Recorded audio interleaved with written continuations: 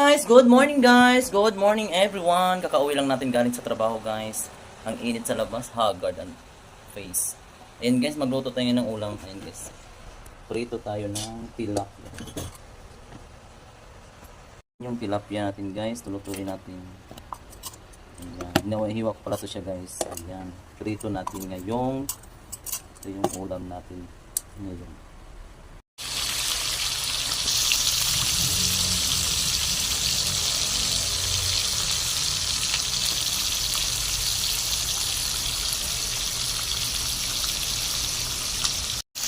Yeah,